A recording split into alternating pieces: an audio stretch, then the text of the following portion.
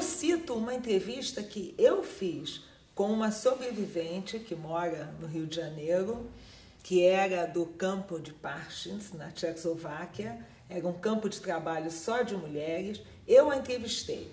E ela disse o seguinte: eu compus uma música em polonês, né? Depois até mandei traduzir, porque ela não sabia exatamente a tradução.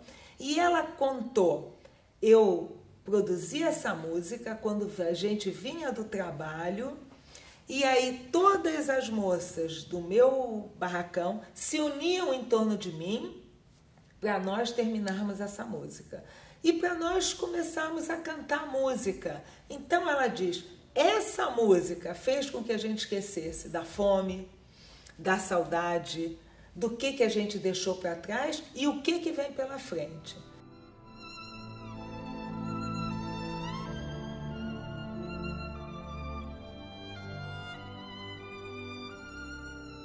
A questão da resistência judaica no Holocausto é um tema que ainda hoje, mas durante muito tempo, esteve em disputa, foi pauta de controvérsias, o que define a resistência judaica. A resistência armada sempre foi o primeiro exemplo, óbvio que se pensa, e por muito tempo houve o mito de que todos os outros que não se engajaram em resistência armada teriam ficado passivos, e mais, não tão recentemente, mas posteriormente se alargou esse conceito de resistência para questões mais sutis e também mais que tem mais são mais dúbias também, que também tem mais tons de cinza, uma zona mais cinzenta, como o Primo Levi coloca. E aí que entra a música, né? Um sobrevivente do gueto de Vilna, Kaczerginski, quando a guerra acaba, ele sobrevive, ele era compositor. Então ele pega e transcreve todas as músicas e procura outros sobreviventes para se lembrar da melodia, para se lembrar da letra. Ele transcreve cerca de 300 composições em Yiddish e ele leva essas composições para o IVO, o Instituto de Nova York, de Pesquisa Judaica. E em 48 sai esse livro dele, que são a letra dessas músicas. A música ela tem esse efeito de resistência em talvez múltiplos sentidos até. Um esse sentido psicológico, mais no individual, no aspecto de conseguir manter uma dignidade. Eu vejo também a música, a arte de modo geral, como uma forma de contrariar o nazismo. E a gente pensar a resistência como uma forma de contrariar o nazismo é uma forma de dizer: eu não vou virar um animal. Mesmo sendo tratado como vou manter-me realizando uma atividade que é profundamente humana, que é a arte. Afinal, animais vão atrás de comida, animais vão atrás de abrigo, mas animais não produzem arte. E uma terceira via de entendimento da música como existência talvez seja pensar a música como um veículo de transmissão. Também. Que muitas vezes a música consegue sobreviver mais do que a pessoa. É uma coisa interessante, por exemplo, existem umas 5 ou 6 composições que foram feitas em espaços concentracionários diferentes e todas elas começam: dorme, meu filho, dorme. Porque é a questão dos pais quererem que os filhos não participem dessa tragédia. Dorme. Dorme enquanto você dorme, você não está vendo o seu entorno. Então, realmente, a música, ela, se você for conseguir, quem ouvir ou ler, ela vai traduzir o que foi o Holocausto. Stiller, stiller, lo mir schweigen, Quorim wachsen do. S haben sie verpflanzt die Sonnen, grünen sie zum Blau. S führen Wegen zu Ponarzu, s führt kein Weg zurück, ist der Tatewu verschwunden und mit ihm das Glück. Stiller Kind meint's wenig Deutzer, s helft nicht kein Gewinn. Unser Unglück wellen Sonnim, sei wir nicht verstehen. s haben Breges euch die Jammen, s haben Fisses euch zusammen, nur zu unser Pein kein bissel Schein, kein bissel Schein.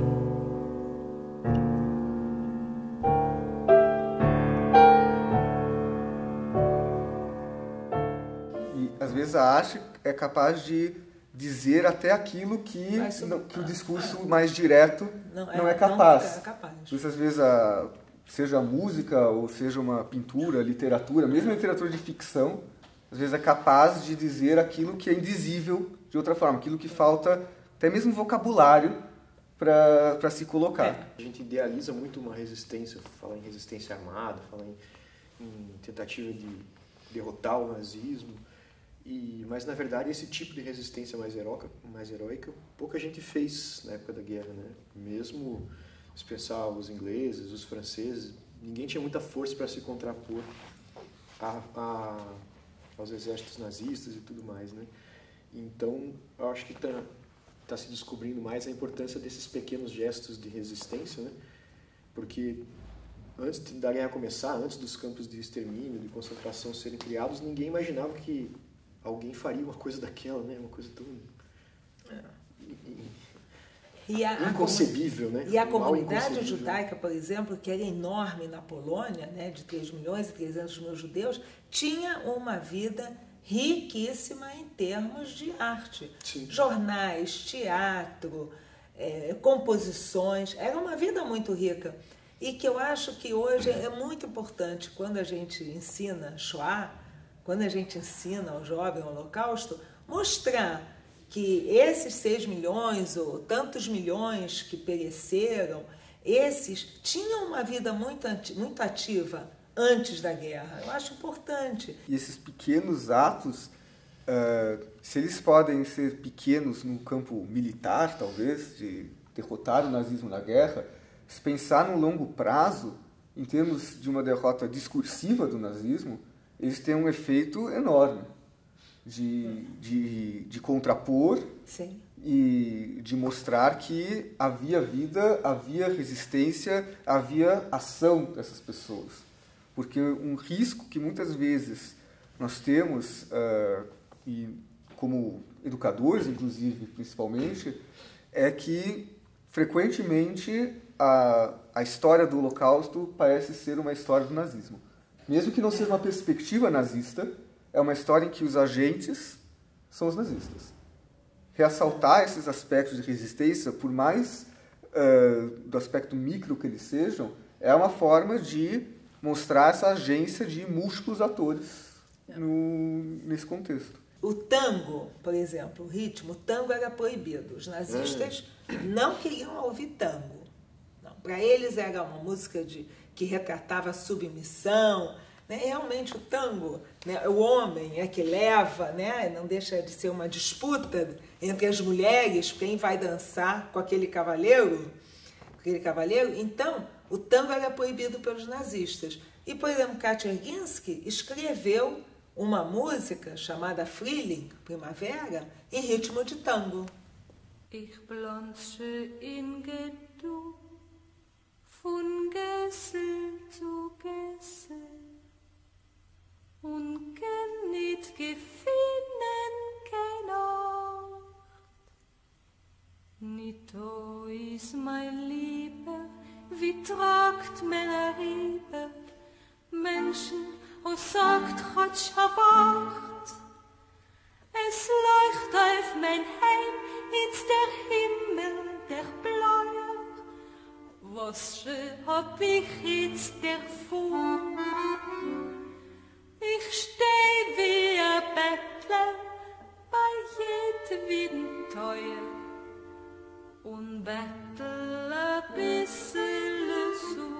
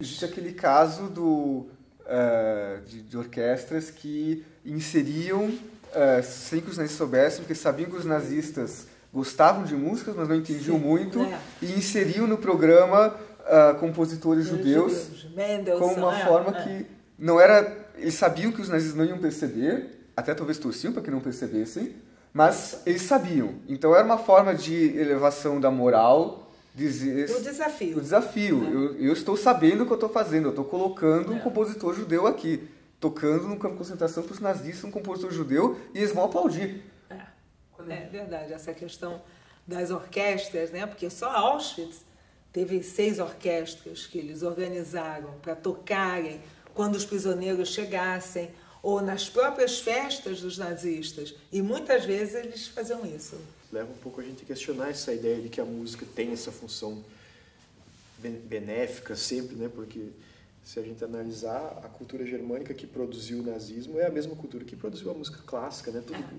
A grande música clássica do século XIX é a música germânica, né? Então, o país da cultura iluminista, da música clássica, das belezas, né? Do Beethoven, do Mozart, do Brahms, gerou Wagner que fez o primeiro panfleto, o primeiro livreto sobre como os judeus interferem de forma negativa na música. Ele escreveu, ele é um grande compositor, e ele escreve isso. Não à toa era o compositor predileto do Hitler. Não necessariamente a música é uma coisa do bem, uma coisa que ajuda as pessoas a combaterem, que foi um pouco uma questão que a gente falou um pouquinho antes aqui, porque podia ser grandes músicos, ter uma música super refinada e perpetrar essa barbaridade que foi o nazismo, os campos de concentração. E também, assim, nem sempre a música foi usada como resistência. Também teve música a serviço das classes dominantes, da opressão, do sistema aristocrático. Então, acho que tudo que o ser humano produz, né? Você pode dar bons usos e pode dar maus usos, né? O cantar ajudava a pessoa a fazer um sumário de seu desespero, raiva e esperança. Cantando, ela expressava o sonho, a fantasia de escapar. Cantar levava a pessoa a integrar-se em um grupo, o que a ajudava a amenizar seu sofrimento. Mas além e acima destas considerações, havia um denominador comum a todos.